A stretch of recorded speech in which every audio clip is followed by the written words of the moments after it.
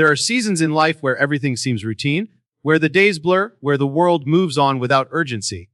But this is not one of those seasons.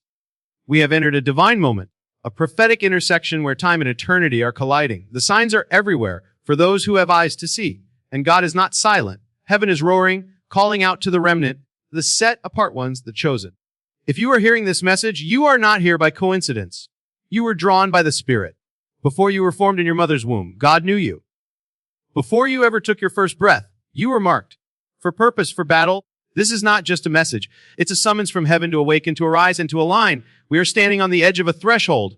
June 19, 2025. This is not a date to ignore. It is a line in the sand. A prophetic marker. Heaven is drawing attention, not to frighten, but to prepare. Not to stir fear, but to stir faith. The days are growing darker. The battle is intensifying. But God always raises a remnant in the midst of chaos. A people not moved by culture, not shaken by headlines, and not ruled by fear. You may have felt isolated, wary, misunderstood, but that's often the mark of the chosen. God doesn't choose the loudest, the most famous, or the most qualified. He chooses the faithful, the broken, the surrendered, and He is calling you now, not tomorrow, not when life gets easier, but now. The shaking in the world is the alarm clock of heaven. And the voice of the Lord is crying out, "Who will stand for me? Who will weep between the porch and the altar? Who will go for me?" You are not just a Christian. You are chosen, set apart, appointed for this very hour. And before June 19th, 2025, you must decide, will you live as one who is called by heaven? Or will you be swept away by the noise of this world? Get ready. This is not the end. This is the beginning of your assignment. The moment you said yes to Christ, you didn't just join a religion. You stepped into a war. And now, that war is intensifying. The days of comfort-driven Christianity are behind us. God is not calling spectators. He's summoning soldiers. This hour will expose what's real and what's been pretending. The easy road is being removed, and only the narrow path will remain. You felt it, haven't you? The pressure, the spiritual weight, the sense that something is shifting. That's not your imagination. That's the Spirit of God pulling you into alignment. Because in the days ahead, only those with unshakable foundations will stand. The applause of men will mean nothing. The approval of heaven will mean everything. This is why your heart has been stirred. This is why you've been uncomfortable. It's not weakness. It's awakening. God is burning off the fluff, the compromise, the distractions. He's calling His chosen to live holy when the world lives broken, to walk in truth when lies are celebrated, to shine when darkness grows thicker. And yes, you have been assigned to this very task. You weren't called to blend in with Babylon. You were born to stand in the fire and not be burned. Chosen ones don't chase comfort. They carry the cross. They don't chase trends. They chase truth. And when the shaking comes, they will not run. They will rise. This is the cost of being chosen. And it's the privilege of being called.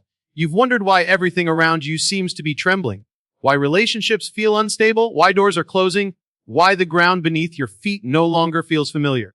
It's not just life happening. It's heaven intervening. God is shaking what can be shaken so that what is eternal can remain. What you thought was falling apart is actually falling into place. What you saw as loss was protection. What felt like rejection was redirection. Because God is too faithful to allow anything in your life to stay that doesn't belong in your destiny. He's calling you to release what you've been gripping. Comfort, reputation, routine, even certain people.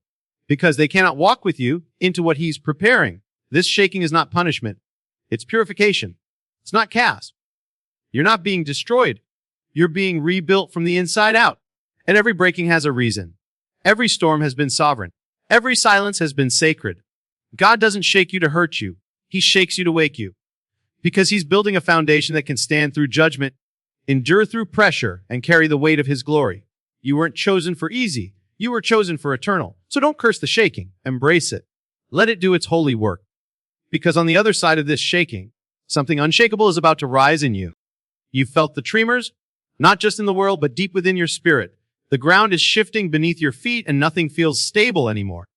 That's because God is removing every false foundation, every temporary structure we've leaned on for too long. He's not just shaking the earth. He's shaking His people, not to harm them, but to heal them. The idols of comfort, reputation, and routine are being torn down because they were never meant to hold the weight of your calling. When God shakes something, it's because He intends to rebuild it stronger, pure, and eternal. What you thought was a loss was actually deliverance. What felt like the enemy's attack was God's refinement. He is not letting you settle in places He never destined you to remain. The job, the friendship, the relationship, the platform. It's being tested because only what's rooted in Him can survive what's coming. The shaking is mercy. It is grace. It is preparation. You weren't called to stand on sand. You were called to stand on the rock. And to do that, everything not anchored in him must be removed. That's why the doors are closing. That's why the comfort is gone. That's why your spirit won't let you rest in compromise anymore. God is making room for the greater. He's clearing space for the sacred. He's preparing you not for survival, but for spiritual dominion. So don't run from the shaking. Don't numb it. Don't resent it. Let it do its work. Because when the storm passes and others fall, you will remain unshaken, unmovable, unstoppable, chosen. There is a divine line being drawn in this hour, a separation not made by man, but by the Spirit of God himself. It's happening quietly, yet unmistakably. Hearts are being exposed. Motives are being revealed. What was hidden is being brought into the light. This is no longer the time of pretending, of walking with one foot in the world and one foot in the Word. The gray is fading and the contrast is sharpening. God is making it clear who is truly his and who is just wearing the label. This is not about perfection. It's about position. Are you surrendered? Are you available? Are you truly his, not just on Sunday, not just in public, but in the secret places of your life? Because this separation isn't for show. It's for sanctification. God is purifying his bride. He's setting apart those who will carry his presence in a time when the world is crumbling under counterfeit power. Many have the appearance of godliness but deny its power. He is not coming for those. He is coming for the burning ones. The ones who live differently, pray differently, speak differently. The ones who refuse to bow even when everyone else does. This is why compromise now feels like torment.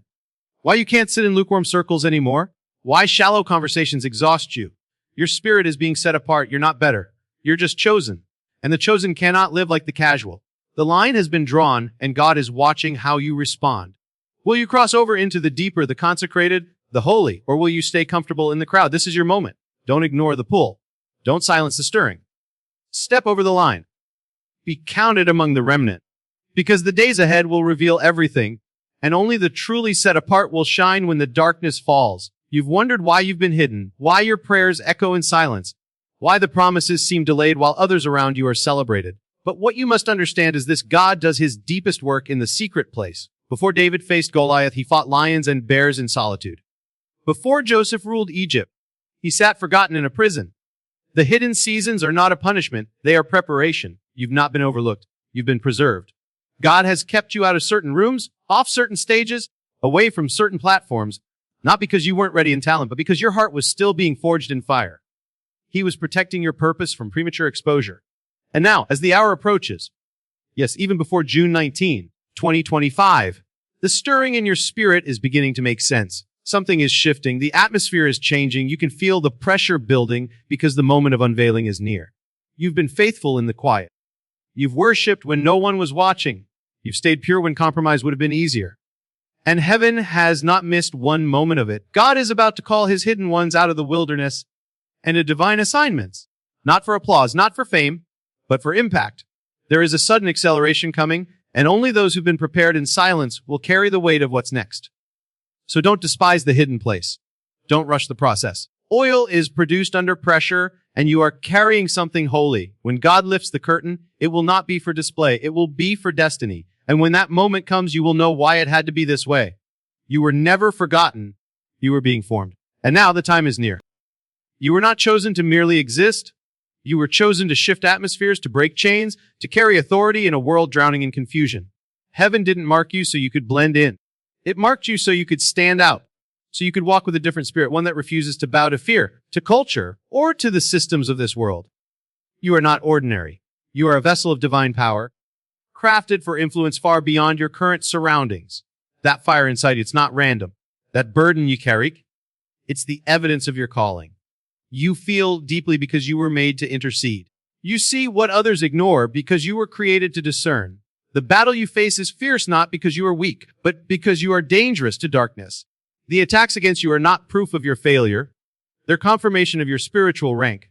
The enemy doesn't waste energy on the lukewarm. He only wars against the ones carrying something that threatens his domain.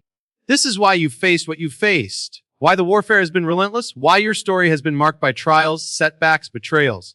Because God is forming a warrior, not a bystander. He's refining your voice, sharpening your discernment, and building a resilience in you that hell cannot shake. Everything the enemy used to try to destroy you, God is turning into the very fuel that will elevate you. You weren't called to survive. You were called to take ground. to walk into broken places and release healing, to speak truth where lies have ruled, to set captives free, not with empty words, but with spirit-filled fire. That's why God has not allowed you to settle. That's why you've been restless, because you were chosen to be a move of God, not just a witness to it. So rise. Don't shrink back. Don't apologize for the fire in your bones. The world is desperate for truth, and you've been anointed to carry it. Before God moves, he warns. Before he shifts a nation, he whispers to his people. The warnings may not come through flashing signs or loud headlines. They come through a stirring in the spirit, a sense of urgency that won't leave you alone. That stirring you feel, that restlessness in your soul, it's not anxiety. It's a prophetic alarm clock. God is alerting his remnant, his watchmen, his chosen ones to prepare, because what's coming will require more than church attendance and good intentions. The signs are everywhere. Look beyond the distractions. The world is accelerating towards something. Morality is unraveling, truth is being silenced, alliances are shifting, and technology is advancing in ways we've never seen before. But in the midst of it all, there is a voice calling out, prepare the way of the Lord. This isn't fear-mongering. It's mercy. It's the goodness of God that says, I will not let my people be caught unaware. You've been feeling the pull to pray more, to fast, to separate yourself from the noise, and it's because God is downloading instructions for the days ahead. He is not just preparing you to endure. He is preparing you to lead, to carry light when darkness thickens. But the window of preparation doesn't last forever. There comes a moment when the ark is sealed, when the door is shut, and those who responded to the warning enter a new dimension of divine protection and purpose. This is that moment. Before June 19, 2025, something in the Spirit is about to shift, and those who obey the nudge of the Spirit will not be surprised. They will be positioned. Don't delay your obedience. Don't put off your consecration. Don't wait for the crowd to move. Be the one who hears early, who responds quickly, who prepares deeply. Because when the shaking increases, it will not be time to run. It will be time to stand. And only the prepared will have the strength to do so. This calling on your life. It's not just about survival or escaping the chaos. It's about becoming a vessel that carries heaven's agenda on earth. You weren't just chosen to be spared. You were chosen to build, to ward, intercede, to speak when others are silent. God is raising up a remnant not only to stand against the darkness, but to release his glory in the midst of it. And for that, he must have people whose lives are fully surrendered, fully available, and fully aligned. That's why your standards have been rising. That's why you can't tolerate what you once did. That's why certain conversations, habits, and atmospheres feel heavy now. It's not legalism. It's separation. God is calling you higher. The distractions must fall. The excuses must die. Because your time is too short and your assignment too great.